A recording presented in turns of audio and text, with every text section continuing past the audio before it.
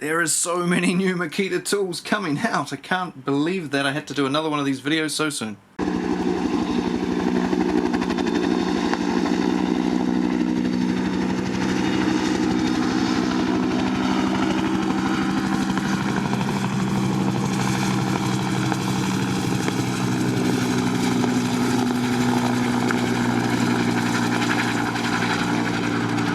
G'day everyone, welcome back to another upcoming Makita tool video thing. So this one came about a bit quicker than I thought it would, but there's been a couple of good announcements made, just like last time, a couple of days after I released the video. So we'll get into that shortly.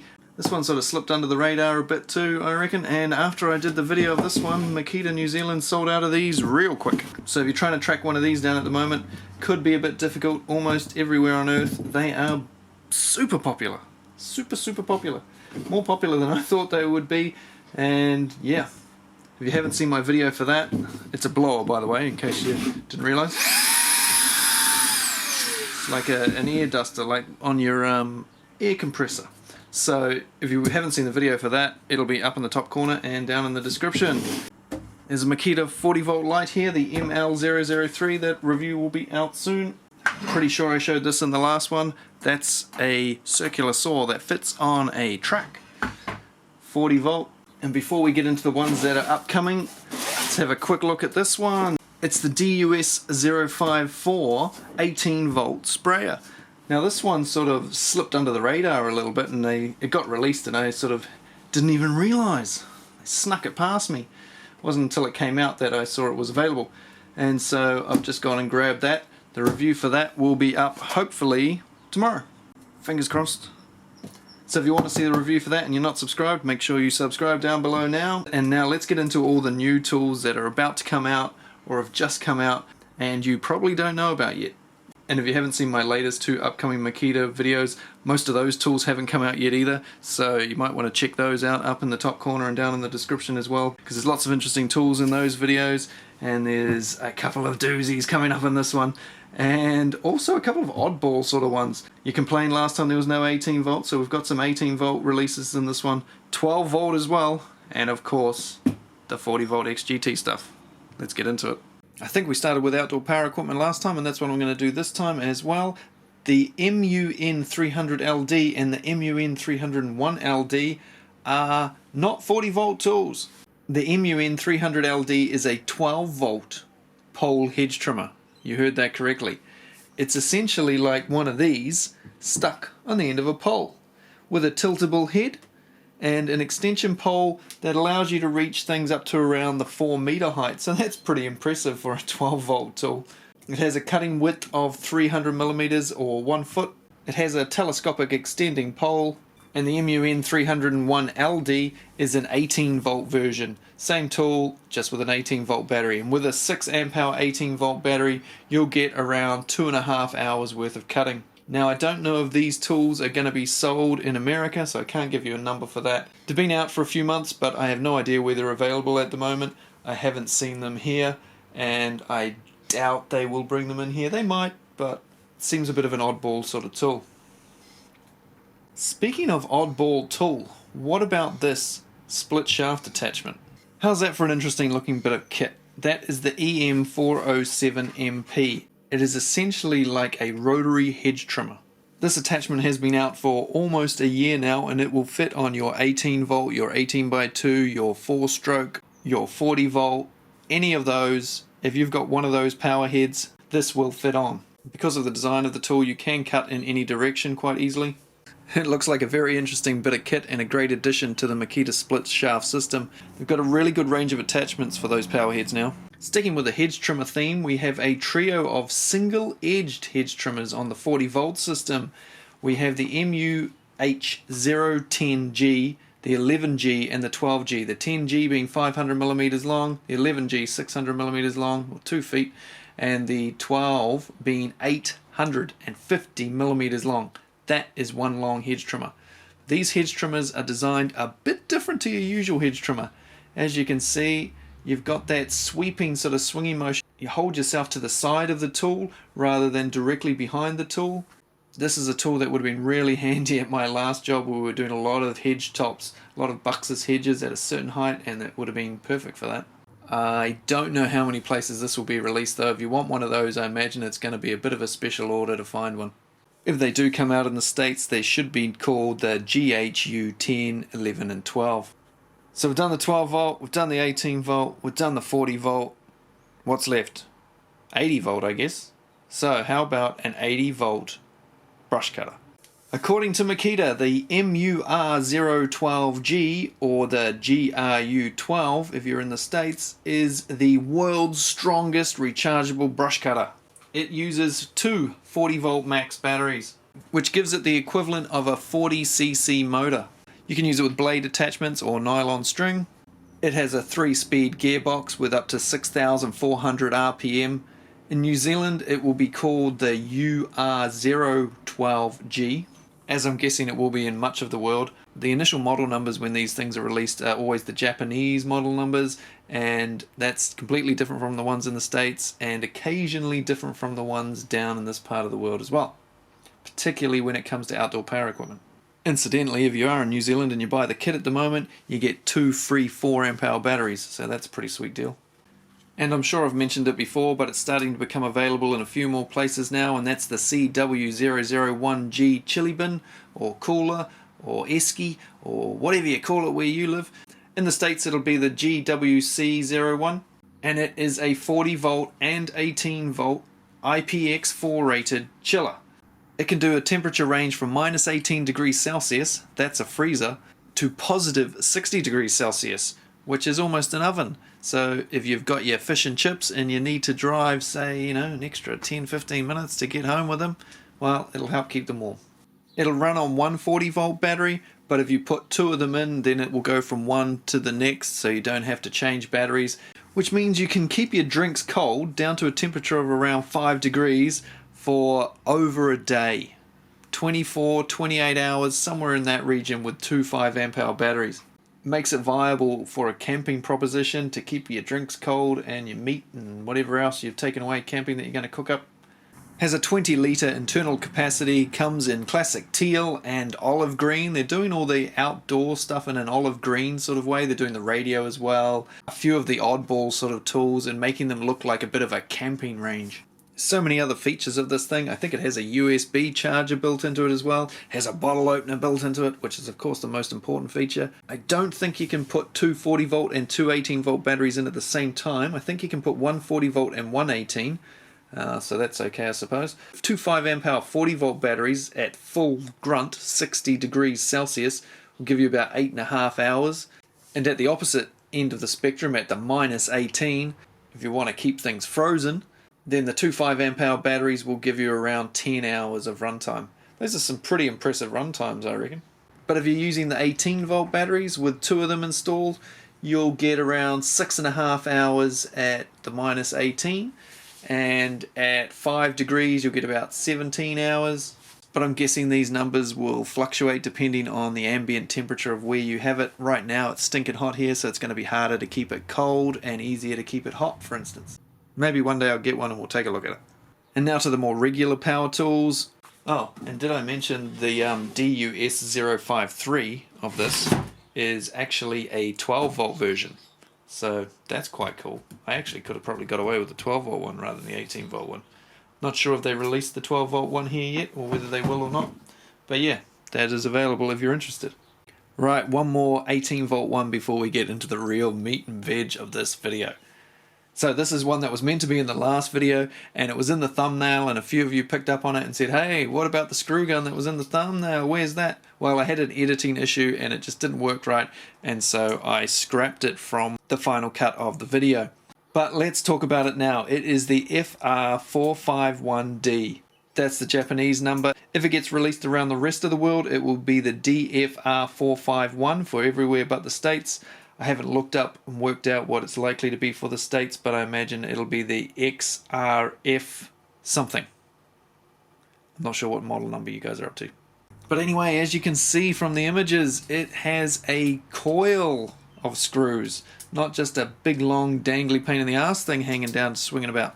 Now, as far as I'm aware, this is the first screw gun that has a coil, and also as far as I'm aware, it isn't available anywhere outside of Japan. I may be wrong about that. I'm sure you'll let me know if I am. It looks like a really mean looking machine, doesn't it? If you're interested in one, take a look down in the description. I will put a link down there to buy them from Japan, from a couple of sellers that I buy from. That's probably the only way you're going to be able to get it at the moment, but just be aware, you also are probably not going to be able to get the screws for it where you live.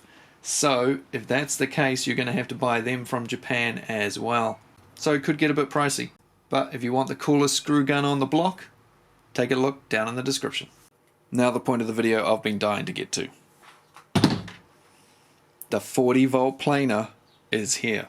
So many of you have been asking me about this planer. Unfortunately, this is still the 18 volt one.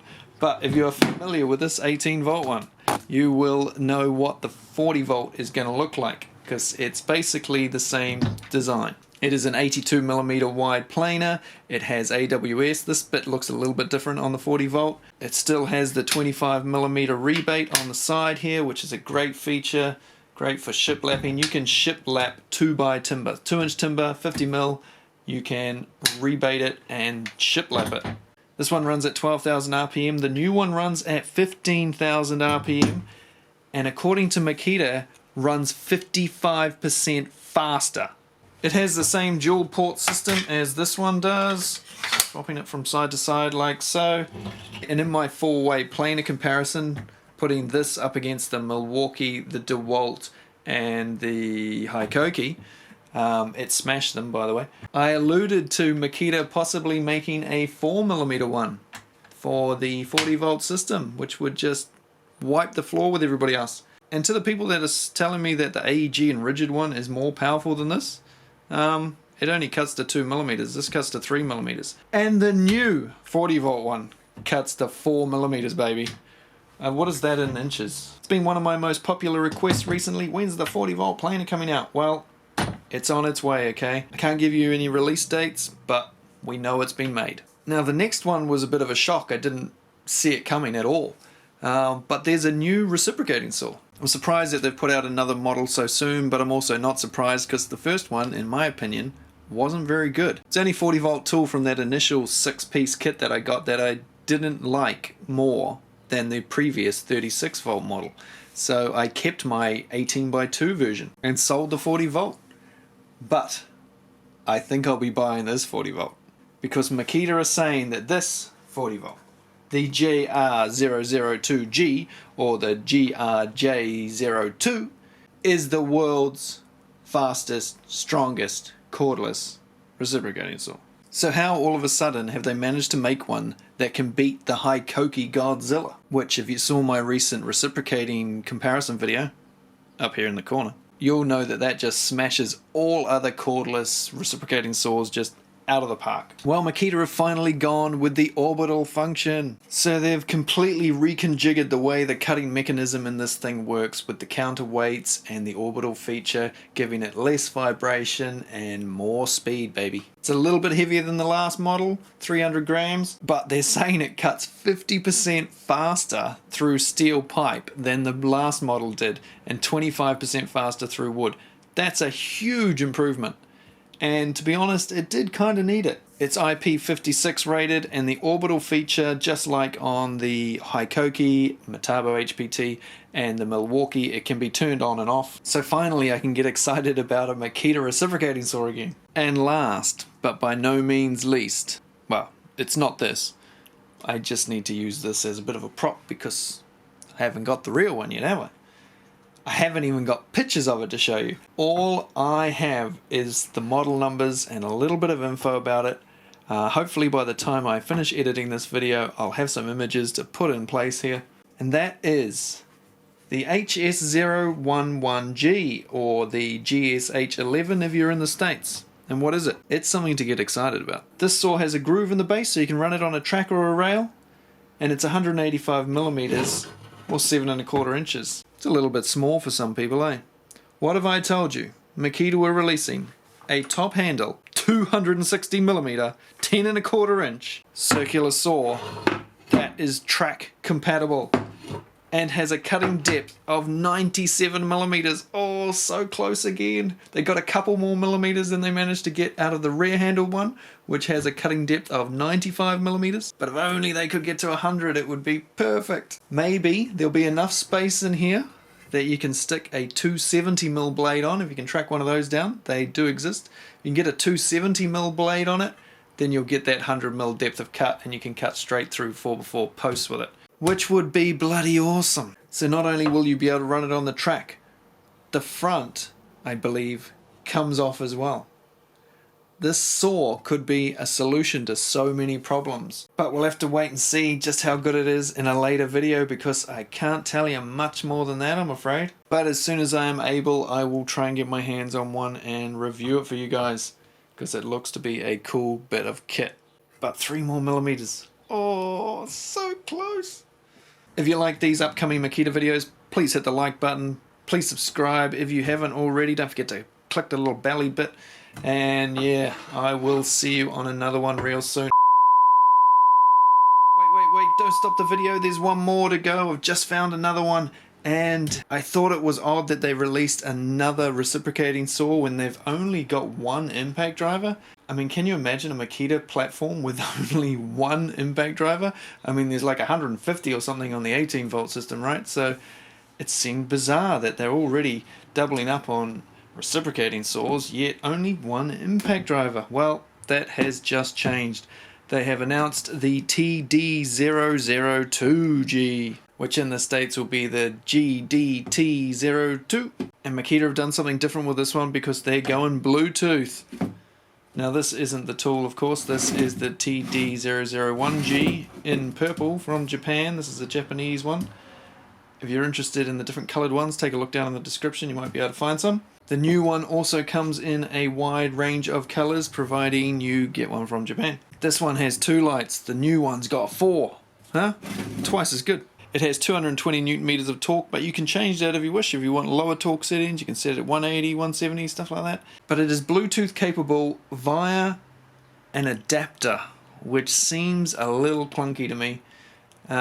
You put an adapter between the battery and the base here, as you'll see on the screen. You then use an app on your phone to set a multitude of settings. You can set the brightness of the lights, you can set how long they stay on for, you can set them anywhere up to 2 hours. You can set the trigger responsiveness from the minimum RPMs to the maximum RPM. You can decide where you want each RPM to change on the trigger. You can decide what RPM you want to start at when you pull the trigger, what you want to finish at when it's going flat out, how much pressure you need to put on this trigger. So there's a lot of trigger manipulation in this app. If you're in the wood mode, what I call the jet assist mode, where you start screwing and it starts off slow and then gets faster once it feels resistance, you can set when you want that resistance to kick in, what speed you want it to start at, how fast you want it to go. So many settings. In the tech mode, you can do similar sorts of things. How fast you want it to go. When it feels the resistance, you can tell it when to stop after 0 to 4 seconds. Pick somewhere in between there to get your tightness right without stripping your screws. Pretty similar again also with the bolt settings. To loosen and tighten bolts, you can put in a time for how long you want it to spin once it has started tightening or once it has loosened your nut or bolt. All of these things can be programmed into these buttons down the bottom here. Looks pretty similar in this area, but they're all programmable. If you're used to this sort of control panel or that of the 18-volt 172, then you will be familiar basically with the system and how it works on the new model. You've got the quick change button up the top still, I think, haven't we? Let's take a look at the video. You can save and name up to 10 different settings on the app for your individual tool. And if you've got 3 of these, for example, or you've got a crew of guys and you want them all set the same, you can just take the adapter out, stick it on the next tool, bang, program it, bang. Use the save settings from the first tool to do all the others. You can also write notes about the settings. And if your tool breaks down, you can click a button and it'll give you directions to the nearest Makita outlet. And if you're wondering what the DST written on the side is, it stands for dual spring technology. If you've ever pulled one of these apart, you'll know there's a spring in here that helps reset your anvils after they've made their hit. They spin around, 2 of them, they hit, it pops off, the spring pushes it back, bang, bang, bang, bang, bang, spinning and banging and spinning and banging. I did do a video about that actually. I'll maybe put that up there and down in the description, telling you how it works. So it'll be interesting to see what that spring design does to the sound, the vibration, and the actual impacts of the tool. One thing I've noticed from the image is though it doesn't look like it's got a glow-in-the-dark ring. Oh no! Makita impact drivers have had a glow-in-the-dark ring for quite some time now. It would be a sad feature to see disappear. But at least it does come with camouflage. So that's a super quick summary of what that tool is going to be.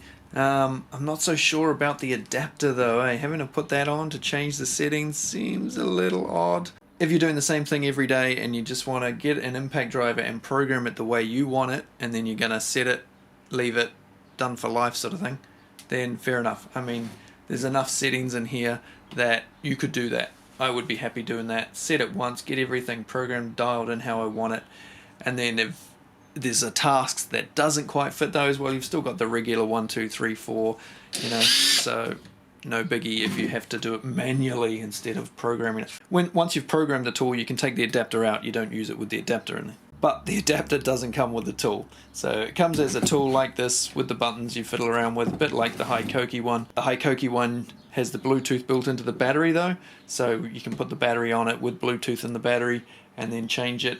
Whereas the Makita one, they've gone for an adapter instead. Now I don't know if that adapter is going to be any use on anything else. It might be.